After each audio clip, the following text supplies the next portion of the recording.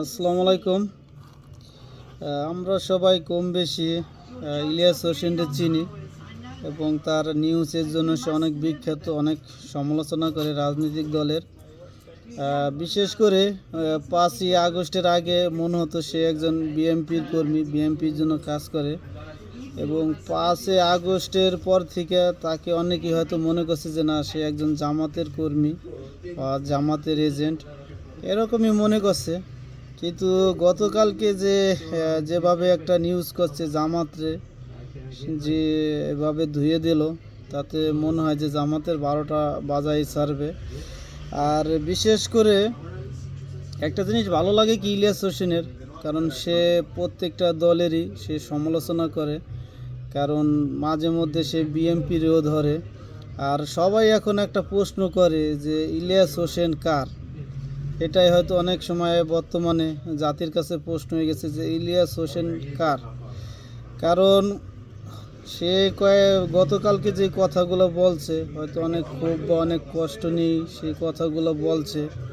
কারণ সে একটা জিনিস সবসময় ফলো করি বা তার নিউজগুলা, যে প্রথম আলো, ডেলি স্টার এবং ভারতের কেউ সাথে সম্পর্ক ক্লোজ হলেই সে তার গোষ্ঠী উদ্ধার করে বা গোষ্ঠী ধুয়ে দেয়। আর বিশেষ করে সে একটা কথা বলছে যে জামাত হলো পাকিস্তানি চর এবং আওয়ামী লীগ হলো ভারত চর, এভাবেই সে কথা বলছে। আর আমরা সবাই জানি যে জিরো রাজনীতিকের ক্ষেত্রে আমেরিকা হলো প্রথম। আর আমেরিকা ভারতকে আমাদের মুখ্য গার্জেন হিসাবে রাখছে, কারণ বিগত সরকারের সময় অনেক মন্ত্রী সরকার জামাতে আমেরিকার বিরুদ্ধে কথা বলছে। অনেক হয়তো মনে করছে যে সমস্ত কথার কারণে হয়তো শেখ হাসিনার পতন হয়েছে। কিন্তু একটা জিনিস কি, যে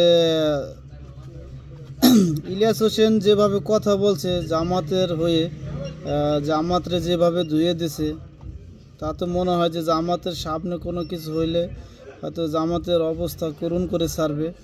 কারণ হয়তো সে অনেক ক্ষোভ নিয়ে বা অনেক কষ্ট নিয়ে এই কথাগুলো বলছে, কারণ তার কথার মাঝে বোঝা যাইতেছে যে সে অনেক ক্ষোভ নিয়ে এই কথাগুলো বলছে।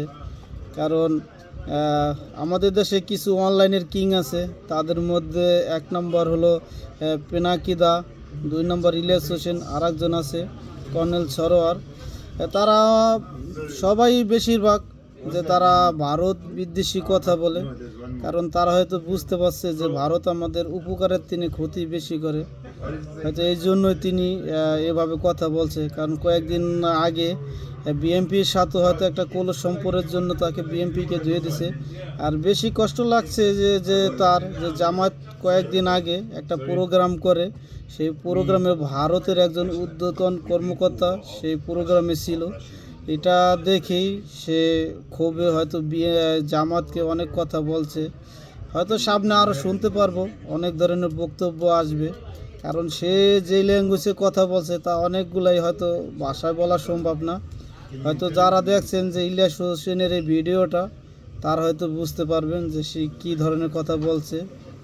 আজ এই পর্যন্তই, ভালো থাকবেন সবাই, আল্লাহ হাফিজ।